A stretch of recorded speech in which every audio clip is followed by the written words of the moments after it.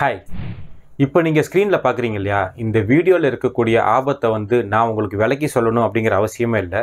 ஏன்னா இந்த வீடியோ பார்க்கும்போதே உங்களுக்கு தெரியும் இதில் இருக்கக்கூடிய பேராபத்து என்ன அப்படின்னு. இன்னும் சில நொடிகள் தாமதிச்சிருந்தாலோ, அல்லது அந்த சகோதரி கரெக்டான நேரத்தில் அவங்க உதவி செய்யாட்டினாலோ, அல்லது அந்த ராடு கழுத்தில் இன்னும் கொஞ்சம் நேரம் அமுக்கி இருந்தாலோ, அந்த சகோதரருக்கு மிகப்பெரிய ஒரு சேதாரத்தை ஏற்படுத்தியிருக்கலாம், மிகப்பெரிய இன்ஜுரி வந்திருக்கலாம். இவ்வளவு இன்னும் சில நொடிகள் தாமதிச்சிருந்தா அவர் உயிருக்கே ஆபத்தான சூழ்நிலை கூட வந்திருக்கலாம்.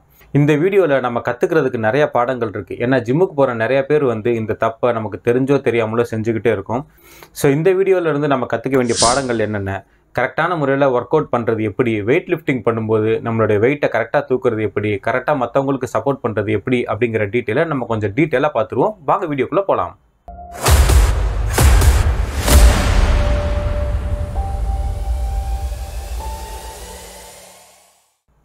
ஜிம்மில் குறிப்பாக வெயிட் ட்ரைனிங் பண்ணும்போது ஒருத்தவங்க இன்னொருத்தவங்களுக்கு ஹெல்ப் பண்ணுறாங்க பார்த்தீங்களா, அந்த வெயிட்டை லிஃப்ட் பண்ணுறதுக்கு. இதுக்கு பேர் ஸ்பாட்டிங் அப்படின்னு சொல்லுவாங்க.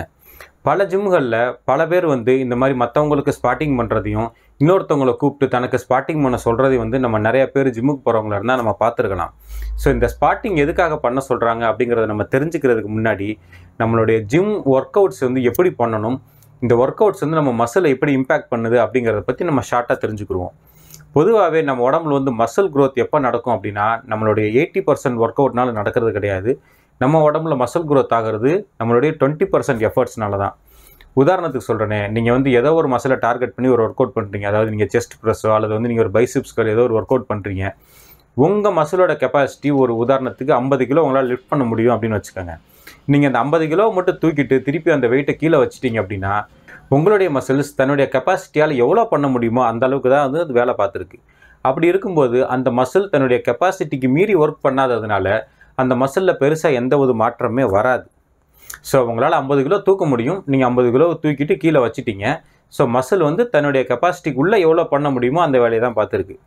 ஆனால் நம்மளுடைய மசில் டெவலப் ஆகணும் அப்படின்னா நம்மளுடைய கெப்பாசிட்டியை தாண்டி நம்ம மசிலுக்கு வேலை கொடுக்கணும். அதாவது நம்மளால் 50 கிலோ தான் தூக்க முடியும் அப்படின்னா நம்ம ஒரு 55 கிலோ அல்லது ஒரு 60 கிலோ வெயிட்டை நம்ம தூக்கும்போது என்ன ஆகும் அப்படின்னா, நம்மளுடைய மசில்ஸ் நம்மளுடைய கெப்பாசிட்டி லெவலை தாண்டி ஒர்க் பண்ணும். அப்படி ஒர்க் பண்ணும்போது அந்த மசிலில் சின்ன சின்ன டேமேஜஸ் வரும். அந்த டேமேஜஸ் நம்ம கரெக்டான முறையில் ப்ரோட்டீன் இன்டேக் எடுத்து நம்ம கரெக்டாக தூங்கும்போது அந்த மசில்ஸை ரிப்பேர் பண்ணி புது மசில்ஸ் அந்த இடத்துல டெவலப் பண்ணும்.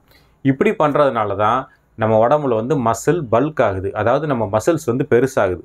ஸோ நம்ம கெப்பாசிட்டியை விட அதிகமான அளவுக்கு நம்ம எப்போ லிஃப்ட் பண்ணுவோம் அப்படின்னா, உதாரணத்துக்கு நம்ம ஒரு 10 ரெப் ஏதோ ஒரு ஒர்க் அவுட் பண்ணுறோன்னு வச்சுக்கோங்க. மொதல் 8 ரெப்ஸ் நம்மளுடைய மசில் கெப்பாசிட்டிக்கு உள்ளே நம்ம மசிலை லிஃப்ட் பண்ணணும். இந்த கடைசி 2 ரெப் பண்ணுறோம் பாருங்க, அந்த 9வது ரெப்பும் 10வது ரெப்பும் நம்ம மசில் தன்னுடைய கெப்பாசிட்டியோட பார்டர் வரைக்கும் போயிடும். அதுக்கு மேலே நம்மளால் தூக்க முடியாத ஒரு சூழ்நிலை வரும் பாருங்க. அப்போ நேரம் நம்ம மசிலுக்கு நம்ம அதிகப்படியான லோடை கொடுத்து அந்த அதிகப்படியான வெயிட்டை அல்லது அந்த அதிகப்படியான ரெப்ஸ், கடைசி 2 ரெப்ஸ் நம்மளால் முடியாத பட்சத்தில் பண்ணுறோம் பார்த்தீங்களா, அப்போ தான் அந்த மசிலில் பிரேக் டவுனே ஸ்டார்ட் ஆக ஆரம்பிக்கும். அது மூலியமாக தான் நம்ம உடம்புல புது மசில்ஸ் டெவலப் ஆகும். இப்படி கடைசியில் நம்மளால் பண்ண முடியாத அந்த லாஸ்ட்டு 2-3 ரெப்ஸை நமக்கு பண்ணுறதுக்கு சப்போர்ட் பண்ணக்கூடிய அந்த ப்ராசஸ்க்கு பேர் தான் ஸ்பாட்டிங். ஸோ எப்போ நம்ம முடியலை அப்படின்ட்டு நம்ம கிவ் அப் பண்ணுற நேரத்தில் நம்ம பக்கத்தில் இருக்கக்கூடிய நம்மளுடைய ட்ரெயினரோ அல்லது நம்ம கூட ஒர்க் அவுட் பண்ணுறவங்களோ அடிஷ்னலாக ஒரு 2-3 ரெப்ஸ் நம்ம பண்ணுறதுக்கு ஹெல்ப் பண்ணுறாங்க பாருங்கள். அப்போ நேரம் தான் நம்ம பாடி ஆக்சுவலான ஒர்க் அவுட்டே நம்ம உடம்புல நடக்குது. ஸோ அந்த லாஸ்ட்டாக பண்ணக்கூடிய அந்த 2 ரெப்ஸ் இருக்குது பாருங்கள், அந்த கடைசி 20% தான் நம்ம மசில் டெவலப் ஆகிறதுக்கான முக்கியமான ரீசன். ஸோ ஸ்பாட்டிங் பண்ணுறதுங்கிறது நம்ம மசில் டெவலப்மெண்ட்டுக்கு ரொம்ப ரொம்ப அவசியம். ஸோ இந்த வீடியோலையும் அந்த சகோதரர் ஸ்பாட்டிங் பண்ணுறதுக்கு தான் முயற்சி பண்ணியிருக்காரு. ஆனால் அந்த ஸ்பாட்டிங் மெத்தடில் அவங்க பண்ண தவறுகள் என்னென்ன, நாம் ஜிம்மில் ஒர்க் அவுட் பண்ணும்போது நம்ம மற்றவங்களுக்கு ஸ்பாட்டிங் பண்ணாலோ அல்லது வேறு யாரையாவது நமக்கு ஸ்பாட்டிங் பண்ண கூப்பிட்டாலோ நம்ம கடைபிடிக்க வேண்டிய ஒழுங்குகள் என்னென்ன, இதில் நம்ம எந்தெந்த விஷயத்துலலாம் நம்ம கவனமாக இருக்கணும் அப்படிங்கிறத பற்றி நம்ம அடுத்த செக்ஷனில் டீட்டெயிலாக பார்த்துருவோம். ஃபஸ்ட்டு இந்த வீடியோவில் இருக்கக்கூடிய மிகப்பெரிய தப்பு என்ன அப்படின்னா, அவர் முதல் தடவையாக அந்த வெயிட்டை தூக்குறாரு. ஃபஸ்ட்டு ரெப் அவர் பண்ணும்போதே பார்த்தீங்கன்னா அந்த பெண் அவங்க அந்த வெயிட்டை லிஃப்ட் பண்ணி கொடுக்குறாங்க. அதாவது ஸ்டார்டிங்லேயே அவரால் தூக்க முடியாத ஒரு வெயிட்டை தான் அவர் தூக்குறாரு. இதுவே முதல் தப்பு. ஏன்னா நம்ம ஏதோ ஒரு மசிலை ஒர்க் அவுட் பண்ணுறோம், அதாவது நம்ம ஒரு பைசிப்ஸ்களோ அல்லது ஒரு பெஞ்ச் ப்ரெஸ்ஸோ பண்ணுறோம் அப்படின்னா குறைஞ்சபட்சம் 8 ரெப்ஸாவது பண்ணக்கூடிய அளவுக்கு அந்த வெயிட் இருக்கணும். அதே மாதிரி அதிகபட்சமாக போகிறது ஒரு 15 ரெப்ஸ் வரைக்கும் பண்ணுற மாதிரி இருக்கணும். நீங்கள் 15க்கு மேலே நீங்கள் ஒர்க் அவுட் பண்ணுறீங்க அப்படின்னா அந்த வெயிட் உங்களுக்கு ரொம்ப கம்மியான வெயிட்டுன்னு அர்த்தம். அதே மாதிரி 8 ரெப்ஸ் கூட உங்களால் பண்ண முடியல அப்படின்னா அந்த வெயிட் உங்களுக்கு வந்து அதிகப்படியான வெயிட்டுன்னு அர்த்தம். ஸோ ஸ்டார்டிங்கில் நீங்கள் குறைஞ்சபட்சம் வந்து ஒரு 8 ரெப்ஸாவது பண்ணக்கூடிய அளவுக்கு உங்களுடைய வெயிட் இருக்கணும். இந்த வீடியோவில் பார்த்தீங்கன்னா அவரால் முதல் ரெப்பே பண்ண முடியல. ஏன்னா ஸ்டார்டிங் பொசிஷனுக்கு வர்றதுக்கே அவர் வந்து ஒரு சப்போர்ட்டை கூப்பிட்றாரு. இது வந்து இந்த வீடியோவில் இருக்கக்கூடிய மிகப்பெரிய தப்பு. நீங்கள் ஒர்க் அவுட் பண்ணும்போது இந்த மாதிரி ஹெவி வெயிட்ஸ் வந்து என்றைக்குமே நீங்கள் யூஸ் பண்ணாதீங்க. இது நமக்கு நன்மையை தராது, கேடு தான் தரும். ரெண்டாவது இந்த வீடியோவில் மிஸ்டேக் பார்த்தீங்க அப்படின்னா அவரால் வந்து ஃபஸ்ட்டு ரெப்பையே வந்து கம்ப்ளீட் பண்ணவே முடியல. ஸோ நம்ம ஏற்கனவே சொன்ன மாதிரி அவருடைய கெப்பாசிட்டிக்கு மீறி அதிகப்படியான வெயிட்டை வந்து அவர் லிஃப்ட் பண்ணுறாரு. இப்படி லிஃப்ட் பண்ணுறதுக்கு பேர் ஈகோ லிஃப்டிங் அப்படின்னு சொல்லுவாங்க. ஸோ ஈகோங்கிற வார்த்தைக்கான அர்த்தம் உங்களுக்கே நல்லா தெரியும். ஈகோ லிஃப்டிங்னா என்னன்னா, நமக்கு நாமளே வந்து ஒரு லிமிட் செட் பண்ணிக்கிறோம். அதாவது நான் போன தடவை வந்து 50 கிலோ லிஃப்ட் பண்ணேன், அதை விட கம்மியான வெயிட்டை நான் இப்போ லிஃப்ட் பண்ணேன்னா அது எப்படி? போன வாட்டி நான் பண்ண ஒர்க் அவுட்டை விட நான் அதிகமான ஒர்க் அவுட்டில் பண்ணணும். ஸோ போன தடவை நான் 50 லிஃப்ட் பண்ணேன், இந்த தடவை நான் 55 அல்ல 60 கண்டிப்பாக லிஃப்ட் பண்ணியே ஆகணும் அப்படின்னு தனக்கு தானே வந்து ஒரு கோல் செட் பண்ணிக்கிறது. ஆனால் நீங்கள் நல்லா யோசிச்சு பார்த்தீங்கன்னா நம்ம உடம்பு வந்து எப்போவுமே ஒரே கண்டிஷனில் இருக்காதுங்க. ஏன்னா போன தடவை நம்ம ஒர்க் அவுட் பண்ணோம் இல்லையா, அதுலேருந்து நம்ம பாடி கரெக்டான முறையில் ரெக்கவர் ஆகாமல் இருந்திருக்கலாம். நம்ம மொதல் நாள் வந்து சரியாக தூங்காமல் இருந்திருக்கலாம். நமக்கு அன்னைக்கான நியூட்ரிஷன் வந்து கரெக்டான முறையில் நம்ம சாப்பிடாமல் இருந்திருக்கலாம். ஸோ இப்படி பல வகையில் வந்து நம்மளுடைய ஒர்க் அவுட் பெர்ஃபார்மன்ஸ் வந்து நிறைய விஷயங்கள் வந்து பாதிக்கும். ஸோ நான் போன தடவை பண்ண வெயிட்டை விட அதிகமான வெயிட் இந்த தடவை தூக்கியே ஆகணும் அப்படிங்கிறது கட்டாயம் கிடையாது. ஸோ நம்மளுடைய பாடி கண்டிஷன், நம்மளுடைய ரெக்கவரி ஸ்டேட்டஸ், நம்மளுடைய ஃபுட் இன்புட், நம்மளுடைய தூக்கம், நம்மளுடைய மென்டல் ஸ்டேட்டஸ், இப்படி பல விஷயங்கள் வந்து நம்மளுடைய ஒர்க் அவுட் இன்டென்சிட்டியை வந்து வெகுவாக வந்து அஃபெக்ட் பண்ணும். ஸோ நீங்கள் என்னைக்கு ஒர்க் அவுட் பண்ணுறீங்களோ அன்னைக்கு உங்களால் எவ்வளோ வெயிட் தூக்க முடியுதோ, அதாவது மினிமம் அந்த 8 ரெப்ஸ் சொன்னேன் பார்த்தீங்களா, அந்த 8 ரெப்ஸ் வந்து உங்களால் தூக்க முடியுதோ அதுதான் வந்து உங்களுக்கான கரெக்டான வெயிட். நீங்கள் போன தடவை பண்ண வெயிட்டை அவசியமாக அதிகமான வெயிட் பண்ணி ஆகணும் அப்படிங்கிறதுல எந்த கட்டாயமே கிடையாது. ஸோ ஈகோ லிஃப்டிங் வந்து என்றைக்குமே பண்ணாதீங்க. ரெண்டாவது ஈகோ லிஃப்டிங்கில் நம்ம பண்ணுறது என்ன அப்படின்னா, நம்ம ஃப்ரெண்டு எவனாவது ஒருத்தன் சேலஞ்ச் பண்ணியிருப்பான், நான் பார்த்தியா 100 கிலோ தூக்கிட்டேன், உன்னால் 100 கிலோ தூக்க முடியுமா அப்படின்னு சொல்லுவாங்க. இந்த சேலஞ்சில் ஜெயிச்சு நம்ம ஒன்றும் பெரிய கோல்டு மெடல் வந்து ஒலிம்பிக்கில் வாங்க போகிறது கிடையாது. இப்படி மற்றவங்க சொல்கிறதுல ட்ரிகர் ஆகி உங்கள் கெப்பாசிட்டிக்கு மீறி நீங்கள் அதிக வெயிட்டை லிஃப்ட் பண்ணீங்க அப்படின்னா அது உங்கள் மசில் டெவலப்மெண்ட்டுக்கு யூஸ் ஆகாது, உங்களுக்கு இன்ஜுரி வர்றதுக்கான மிகப்பெரிய காரணியாக தான் அது அமையும். அதனால் செல்ஃப் ஈகோவாக இருந்தாலும் சரி, பக்கத்தில் உள்ளவங்களோட ஈகோவாக இருந்தாலும் சரி, ஈகோ லிஃப்டிங் என்றைக்குமே பண்ணாதீங்க. மூணாவதாக இந்த வீடியோவில் அவங்களுக்கு சப்போர்ட் பண்ண வர அந்த லேடி இருக்காங்க பார்த்தீங்களா, அவங்கள பார்க்கும்போதே தெரியுது அவங்க ஜிம்மில் வந்து ட்ரைனிங் பண்ணுற ஒரு அட்டையரில் இல்லை. அவங்களுடைய பாஸ்டர் ப்ளஸ் அவங்களுடைய ட்ரெஸ்ஸிங் இதை வச்சு பார்க்கும்போதே அவங்க ஒன்று அந்த ஜிம்மில் வேலை செய்கிறவங்களா இருக்கணும், அல்லது ரிசப்ஷன் ஸ்டாஃபாக இருக்கணும், அல்லது சும்மா வந்து ஜிம்மை சுற்றி பார்க்க வந்தவங்களா இருக்கணும். ஸோ இந்த மாதிரி ஒருத்தவங்களாக தான் தெரியுதே தவிர அவங்க அந்த ஜிம்மில் ஒர்க் அவுட் பண்ண வந்த மாதிரி அவங்களுடைய ட்ரெஸ்ஸை வச்சு தெரியல. அப்படி ஸ்பாட்டிங் பண்ணுறதுல எக்ஸ்பீரியன்ஸே இல்லாமல் ஒருத்தவங்களை கூப்பிட்டு ஸ்பாட்டிங் பண்ண சொல்கிறது வந்து ரொம்ப ரொம்ப தப்பு. ஏன்னா ஸ்பாட்டருக்கு வந்து நம்ம எந்த ஒர்க் அவுட்டுக்கு ஸ்பாட்டிங் பண்ணுறோம், நம்ம யாருக்கு சப்போர்ட் பண்ணுறோம், அவங்க என்ன மாதிரி ஒர்க் அவுட் பண்ணுறாங்க அப்படிங்கிற கம்ப்ளீட் டீட்டெயில்ஸ் தெரிஞ்சுக்கிறது ரொம்ப முக்கியம். ஏன்னா ஒரு ஸ்பாட்டரால் ஒரு ஒர்க் அவுட்டை வந்து நல்ல விதமாக பெனிஃபிஷியலாகவும் கொண்டு போக முடியும். அதே மாதிரி ஒரு ஸ்பாட்டர் வந்து ஒரு ஒர்க் அவுட்டை முழுக்கையாக கெடுக்கவும் அவங்களால முடியும். ஏன்னா தப்பாக ஸ்பாட்டிங் பண்ணுறாங்க. அதாவது தப்பாக ஸ்பாட்டிங் பண்ணுறதுல பார்த்தீங்க அப்படின்னா, ஒன்று நம்ம வெயிட் ஒன்று லிஃப்ட் பண்ணிக்கிட்டு இருக்கோம், அதில் வந்து அவங்க சப்போர்ட் பண்ணுறாங்க அப்படின்னா அவங்களும் வந்து அதிகப்படியான வெயிட்டை வந்து நம்ம கூடயே சேர்ந்து லிஃப்ட் பண்ண ஆரம்பிச்சிருவாங்க.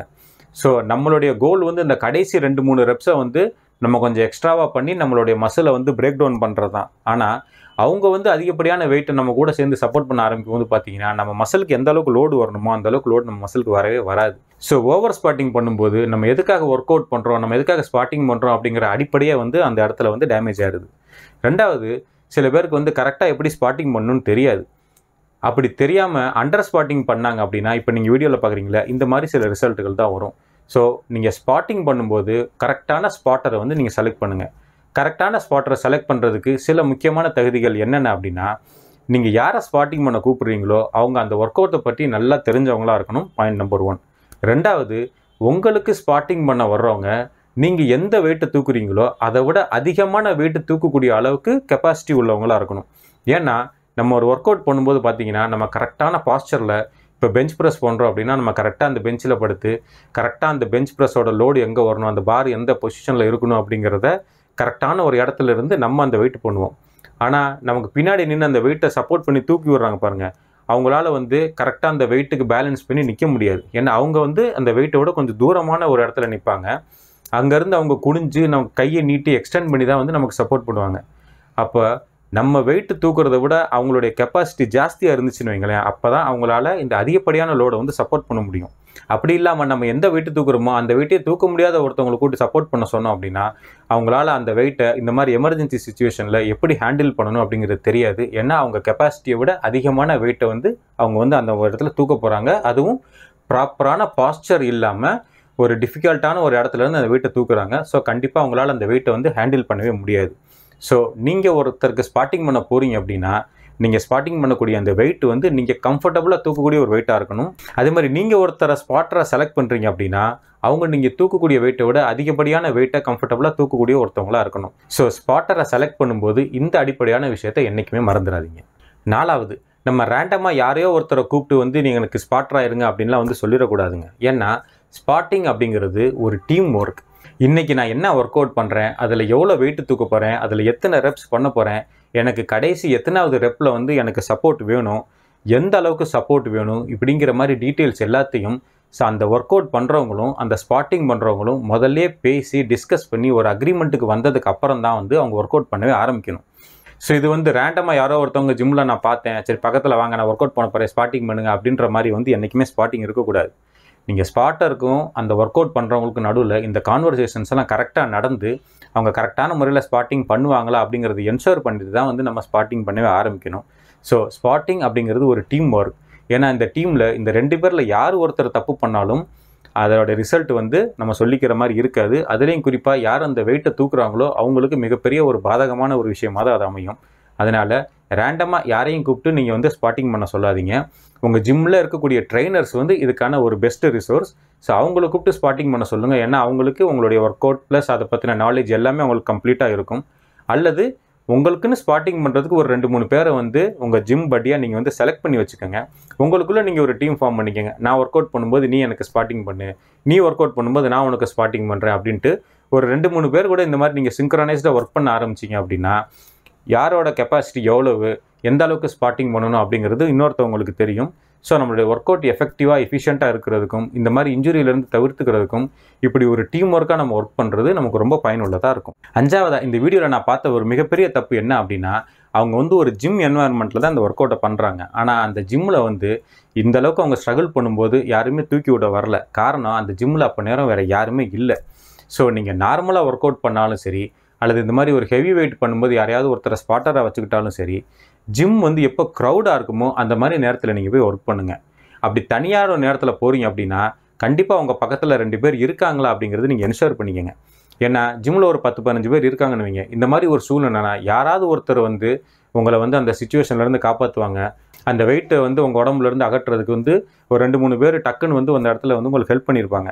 ஸோ யாருமே இல்லாத நேரத்தில் நம்ம எக்ஸசைஸ் பண்ணும்போது இப்படி ஒரு சின்ன ஒரு அசம்பாவிதம் நடந்தால் கூட அது மிகப்பெரிய ட்ராஜடியாக மாறுறதுக்கான வாய்ப்புகள் இருக்குது. இன்னொன்று, நம்ம ஜிம்மில் வந்து ஸ்பாட்டர் இல்லாமல் நம்மளே நமக்கான ஒர்க் அவுட்டை பண்ணிகிட்டு இருக்கும்போது கூட ஜிம்மில் யாராவது ஒருத்தர் இருக்கிறது ரொம்ப அவசியம். ஏன்னா ஒர்க் அவுட் பண்ணும்போது திடீர்னு எது வேணால் நடக்கலாம். தெரியாமல் கூட ஒரு வெயிட் நம்ம காலில் விழுந்துடலாம், அல்லது வந்து டக்குன்னு வந்து நமக்கு ஒரு ட்ரிசினஸ் வரலாம், ஒரு மயக்கம் வரலாம். இப்படி நேரங்களில் யாராவது ஒருத்தர் அங்கே இருந்து நமக்கு என்ன முதலுதவி வேணுமோ அல்லது யாரை வந்து கரெக்டாக அந்த இடத்துல வந்து கூப்பிடணுமா, ஆஸ்பத்திரி கூப்பிடணுமா, அல்லது நமக்கு தண்ணி கொடுக்கணும், நம்மளை ஏதாவது வந்து ஒரு சரி பண்ணணும் அப்படின்னா அதுக்கு ஒருத்தர் கூட இருக்கிறது அவசியம். ஸோ என்றைக்குமே ஒரு எம்டி ஜிம்மில் போய் நீங்கள் ஒர்க் அவுட் பண்ணாதீங்க. பக்கத்தில் கொஞ்சம் பேராவது இருக்காங்களா அப்படிங்கிறத நீங்கள் என்ஷூர் பண்ண என்றைக்குமே மறந்துடாதீங்க.